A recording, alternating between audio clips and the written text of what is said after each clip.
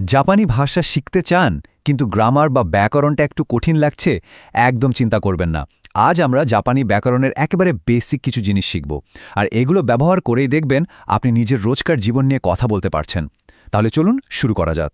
একবার ভাবুন তো নিজের পুরো দিনের রুটিনটা, মানে কখন ঘুম থেকে উঠছেন, কি করছেন, কখন ঘুমাচ্ছেন, এই সব কিছু যদি সহজ জাপানিতে বলতে পারতেন, কি দারুণ হতো, তাই না? আজকের এই আলোচনার পর আপনি ঠিক এটাই করতে পারবেন। তো এই কাজটা করার জন্য আমরা খুব সহজ 5টা ধাপ দেখব।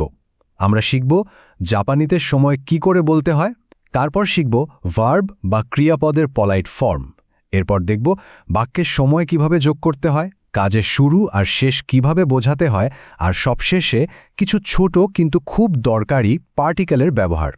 নিজের রুটিন নিয়ে কথা বলতে গেলে সবার আগে তো সময়টা বলতে পারতে হবে, তাই না? জাপানিতে সময় বলা কিন্তু বেশ সহজ। চলুন একদম প্রথম নিয়মটা দেখে নেওয়া যাক। নিয়মটা খুবই সোজা। ঘন্টার জন্য যে কোনো সংখ্যার শেষে শুধু যোগ করুন জি বা জি, আর মিনিটের জন্য যোগ করুন ফুন মানে ফান বা পুন মানে পান। কিছু কিছু সংখ্যার পরে উচ্চারণটা পাল্টে পান হয়ে যায়, সেটা আমরা একটু পরেই দেখছি। সহজ, তাই না? চলুন একটা উদাহরণ দেখি। এই বাক্যটায় বলা হচ্ছে ইমা নানাজি জুপ্পুন দেস।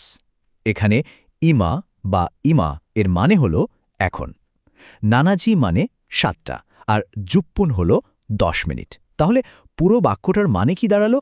এখন 7টা বেজে 10 মিনিট। মিনিটের ক্ষেত্রে একটা ছোট্ট জিনিস মনে রাখতে হবে। কিছু সংখ্যার শেষে উচ্চারণটা ফান না হয়ে পন হয়। যেমন এই স্লাইডে দেখুন, 1, 6, 8 আর 10 মিনিটের জন্য আমরা বলি এপ্পন, রপ্পন, হাপ্পন আর জুপ্পন। এই কয়েকটা বিশেষ উচ্চারণ মনে রাখলেই আপনার কাজ হয়ে যাবে। বেশ, সময় বলা তো হলো, কিন্তু শুধু সময় দিয়ে তো আর রুটিন বলা যায় না, কাজটাও তো বলতে হবে। তাই এবার আমরা শিখব একটা বাক্যের সবচেয়ে গুরুত্বপূর্ণ অংশ, ভার্ব বা ক্রিয়াপদ। জাপানিতে ভদ্রভাবে কথা বলার জন্য ভার্বের শেষে মাস বা মাসু যোগ করা হয়। দৈনন্দিন কথাবার্তায় সাধারণত এই ফর্মটাই সবচেয়ে বেশি চলে। চলুন আমাদের রোজকার রুটিনের জন্য খুব দরকারি কয়েকটা ভার্ব দেখে নিই। মন দিয়ে শুনবেন। ওকিমাস বা ওকিমাসু মানে ঘুম থেকে ওঠা, নেমাস বা নেমাসু মানে ঘুমানো, হাতারাকিমাস বা হাতারাকিমাসু মানে কাজ করা, আর বেনকিওশিমাস বা বেনকিওশিমাসু মানে পড়াশোনা করা। এখন আসল মজা, এই ভার্বগুলো শুধু শেষটা একটু বদলে দিলেই এর টেন্স বা কাল পাল্টে যায়। এই টেবিলটা দেখুন, কোনো কাজ করি বা করব বোঝাতে শেষে বসে মাস বা মাসু, করেছিলাম বোঝাতে বসে মাসিতা বা মাসিতা, করি না বোঝাতে মাসেন বা মাসেন, আর করি নি বোঝাতে মাসেনদেশটা বা মাসেনদেশিতা। এই টেবিলটা জাপানি ভার্বের একেবারে ভিত্তি, তাই ভালো করে দেখে নিন। দারুণ! আমরা এখন দুটো আলাদা জিনিস শিখে গেছি, সময় বলা আর ভার্ব ব্যবহার করা। এখন এদেরকে একসাথে জুড়ে দিয়ে একটা পূর্ণাঙ্গ বাক্য তৈরি করার পালা। চলুন দেখি কাজটা কিভাবে করতে হয়। সময় আর কাজকে জোড়া লাগানোর জন্য আমাদের একটা আঠা বা পার্টিকেল লাগবে। এই পার্টিকেলটা হলো নি বা নি। যখনই কোনো নির্দিষ্ট সময়ে কোনো কাজ করার কথা বলবেন, ঠিক সেই সময়টার পরে নি বসিয়ে দিতে হবে। এটা অনেকটা ইংরেজিতে যেমন আমরা বলি অ্যাট 6 o'clock, সেই অ্যাটের মতো কাজ করে। এই উদাহরণটা দেখুন, ওয়াতাশিওয়া রোকুজি নি ওকিমাস। রোকুজি মানে 6টা, এরপরেই বসেছে আমাদের পার্টিকেল নি, আর তারপর এসেছে ভার্ব ওকিমাস। এর মানে হলো আমি 6টায় উঠি। দেখুন কত সহজে একটা সম্পূর্ণ বাক্য তৈরি হয়ে গেল। এতক্ষণ আমরা শিখলাম কখন কাজটা হয়, কিন্তু যদি বলতে চাই কাজটা কখন থেকে কখন পর্যন্ত চলে, যেমন সকাল 9টা থেকে 5টা পর্যন্ত কাজ করি, চলুন সেটাও শিখে নিই। এটাও খুব সহজ। এই কাজটার জন্য আমাদের দুটো নতুন পার্টিকেলের সাথে পরিচিত হতে হবে, কারা বা কারা এবং মাদে বা মেদে। কারা ব্যবহার হয় শুরুর সময় বোঝাতে, যার মানে থেকে বা ফ্রম, আর মেদে ব্যবহার হয় শেষ সময় বোঝাতে, যার মানে পর্যন্ত বা আনটিল। শুরু আর শেষ খুবই সোজা। এই বাক্যটা দেখলেই বিষয়টা একদম পরিষ্কার হয়ে যাবে। নয়জি কারা পাঁচি মাতে বেঙ্কিওশিমাস, এর মানে আমি 9টা থেকে 5টা পর্যন্ত পড়াশোনা করি। দেখুন শুরুর সময় খুঁজিয়ের পর কারা বসেছে, আর শেষের সময় গজিয়ের পর মেড বসেছে। আমরা প্রায় সবকিছু শিখে ফেলেছি। এবার শেষ ধাপে আমরা আরও দুটো ছোট কিন্তু খুব দরকারি পার্টিকেল শিখব। এগুলো ব্যবহার করলে আপনার কথা আরও অনেক বেশি স্বাভাবিক আর সুন্দর শোনাবে। প্রথমটা হলো তো বা টু। এর কাজ খুব সহজ।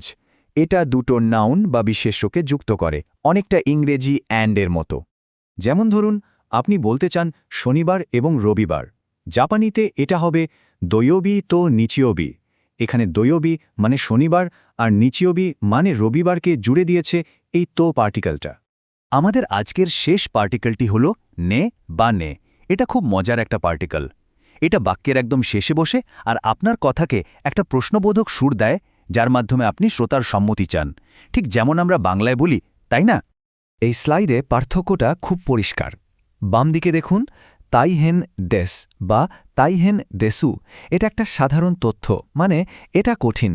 কিন্তু ডান দিকে দেখুন শেষে একটা নে যোগ করে বলা হচ্ছে তাইহেন দেসনে বা তাইহেন দেসুনে। এর মানে হলো এটা কঠিন, তাই না? দেখুন ছোট্ট একটা শব্দ যোগ করায় কথাটা কত বেশি আন্তরিক আর কনভারসেশনাল হয়ে গেল। তাহলে চলুন আজকের শেখা বিষয়গুলো একবার ঝালিয়ে নিই। আমরা কি কি শিখলাম? সময় বলতে ব্যবহার হয় জি আর ফান পন। ভদ্রভাবে কথা বলতে ভার্বের শেষে মাসু ফর্ম বসে। নির্দিষ্ট সময় বোঝাতে পার্টিকেল নি ব্যবহার হয়। কাজের শুরু থেকে শেষ বোঝাতে লাগে কারা এবং মেদে।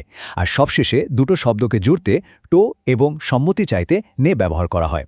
এই 5টি বিষয়ই হলো আপনার প্রথম জাপানি বাক্য তৈরির চাবিকাঠি। আর সবচেয়ে গুরুত্বপূর্ণ ব্যাপার হলো এই মুহূর্তে আপনার কাছে নিজের সারাদিনের রুটিন নিয়ে জাপানিতে কথা বলার জন্য প্রয়োজনীয় সব উপকরণ চলে এসেছে। আপনি এখন নিজেই ছোট ছোট কিন্তু সম্পূর্ণ বাক্য তৈরি করতে পারবেন। তাহলে এবার আপনার পালা। আজকে যা যা শিখলেন তা ব্যবহার করে নিজের রুটিন নিয়ে প্রথম কোনো বাক্যটি তৈরি করবেন। হয়তো ওয়াতাশিওয়া নানাজিনে ওকিমাস অথবা জিউজিকারা গোজিমাদে হাতারাকিমাস। চেষ্টা করে দেখুন। ছোট ছোট বাক্য বানাতে বানাতেই দেখবেন আপনার জাপানি ভাষা শেখার যাত্রাটা অনেক দূর এগিয়ে গেছে।